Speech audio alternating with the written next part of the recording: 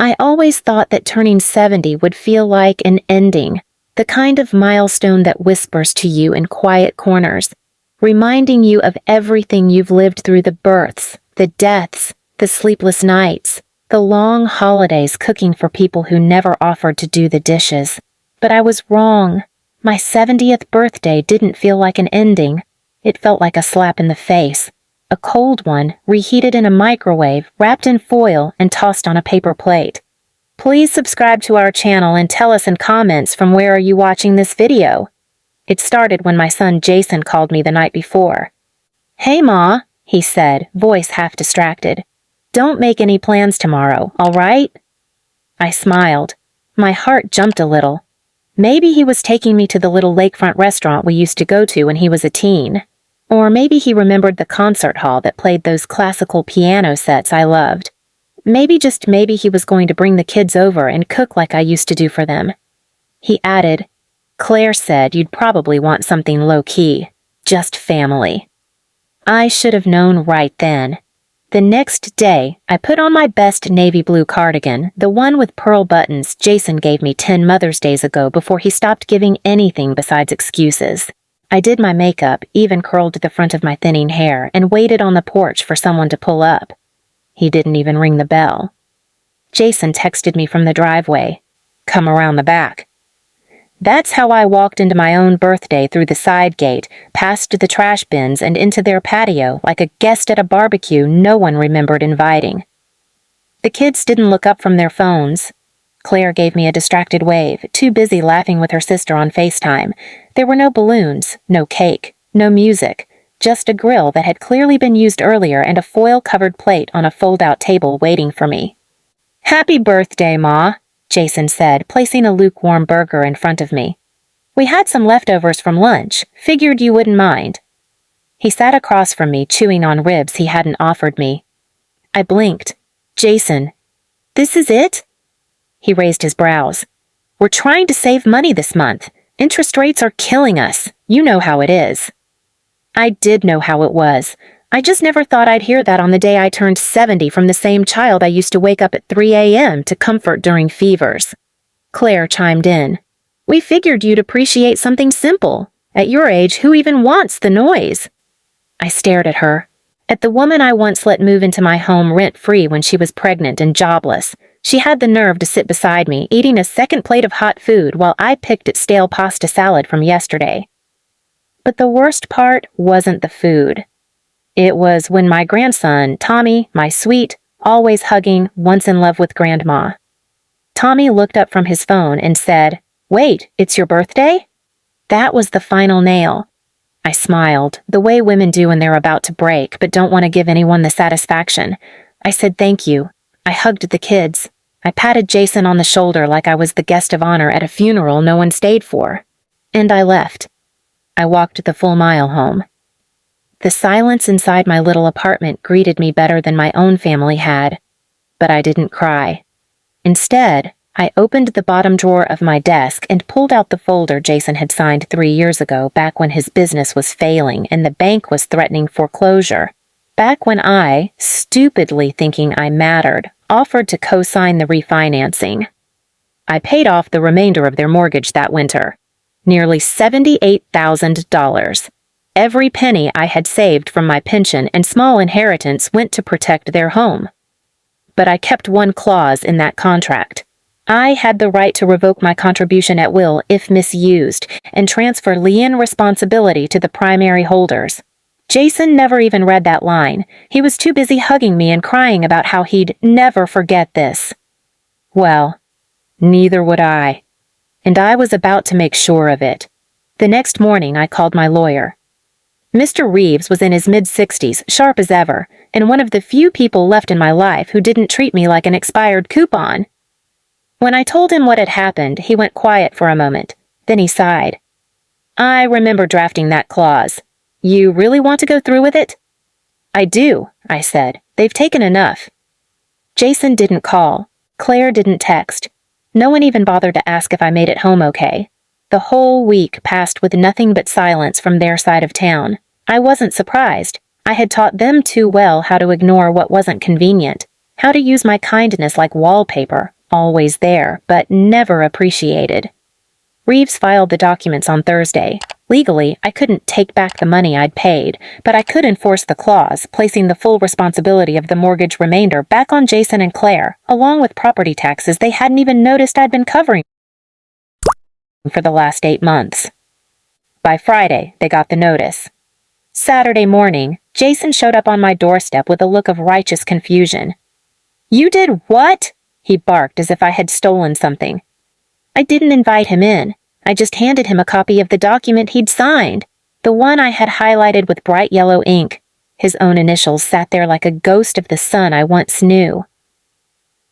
"You left me to eat crusty noodles alone on my 70th birthday, Jason," I said softly. "After everything I've done." That's not a reason to ruin our finances. But it was a reason to serve me leftover hamburger meat and pretend it was generosity. He shook the papers in the air. "Claire's going to be furious." She already was, just not about the right things. He turned to leave, shouting over his shoulder, "You're going to regret this." But I didn't. Not for a moment. Because that weekend, something happened that he never expected. His kids came to see me. Tommy and Lily knocked on my door, awkward and quiet. "Dad said you were mad," Lily said, playing with the hem of her shirt. "I found out it was your birthday." I smiled. "I didn't think you remembered." "I didn't," she whispered. "But then I saw the pictures from when I was 5. You made me that ladybug cake. No one ever made me a cake like that again." Tommy looked guilty. "Grandma, are you really going to take their house?" "I'm not taking anything. I gave it. They just didn't care what it cost." They stayed for dinner.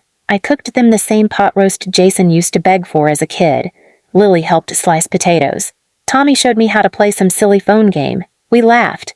We listened to music. I felt like a human again. On Monday, Claire called me for the first time in over 4 months. "You're making a mistake," she hissed. "You're bitter and emotional and don't understand how hard things are for us right now." I almost laughed. "Claire, you used my money to renovate your kitchen last year and didn't invite me to the dinner party after." "You're twisting everything." "No," I said. "I'm finally untwisting it." I hung up. Then I booked a meeting at the mortgage bank.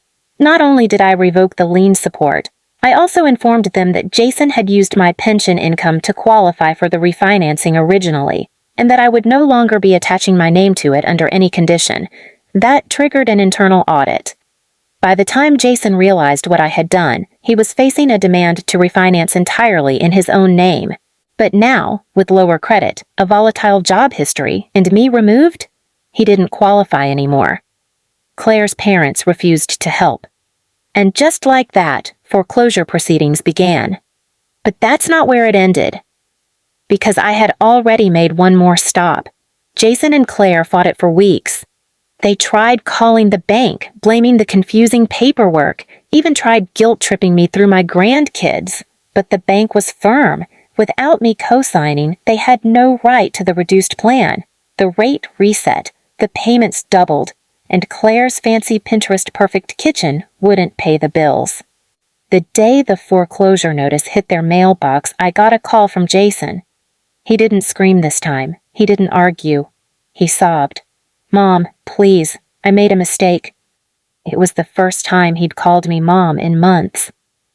"I was just trying to, I don't know, keep things together. I thought we'd fix it later." "I kept things together for 30 years, I said, "and I was always told to be quiet about it. I didn't mean to hurt you." "But you did." Silence. "Is it really over?" he asked. "No," I said calmly. "It's just starting." He didn't understand what I meant. Not yet. Because 2 days later, I called Reeves again. And this time, I gave him the green light on something I'd been planning since my 60th birthday. Something Jason never even knew about. You see, I'd bought a small duplex on the edge of town with some inheritance money my husband had left me. The money Jason once tried to convince me to gift him for a startup that never existed. That duplex was in my name, and it was fully paid off. and I'd just finished transferring it to my neighbor's daughter, Rosa. Rosa was 23. A single mom, worked 2 jobs, helped me carry groceries every week for years, never asked for a thing. When Jason and Claire forgot my surgery, Rosa took me herself, sat with me for hours, picked up my meds. So now, Rosa and her little boy had a safe, rent-free place to live. And I moved into a peaceful retirement home by the lake. A modest place, warm and quiet, where people remembered your name and smiled when you sat down beside them. One afternoon, while sipping tea on the patio, I saw Tommy and Lily walking up the drive. "Grandma," Lily beamed, holding a little wrapped box. "We made something." Inside the box was a tiny handmade journal. On the cover, it read, "Things We Never Forgot." Inside were photos, drawings, notes from their childhood. "You were always there," Tommy said, "even when we didn't see it." I hugged them both, tight, no resentment, just love. They didn't care about leftover meatloaf or kitchen renovations or mortgage drama. They cared about stories, smells, memories, warmth. That night, I wrote a final letter. To Jason and Claire. It wasn't cruel. It wasn't angry. It simply said, "You thought I was too old to matter, but I mattered to the maid, to her son, to your own children. I mattered in silence. I mattered when it wasn't convenient. I don't want apologies. I want distance. I've already given enough. Love, the woman who once paid your mortgage." They never wrote back. But 3 months later, I heard from the bank that the house had been sold at auction. Jason and Claire had moved in with her parents. And the duplex? Rosa planted sunflowers by the door. Sometimes the best revenge is not in what you take, but in what you give to someone who actually sees you. Please subscribe to our channel and tell us in comments from where are you watching this video.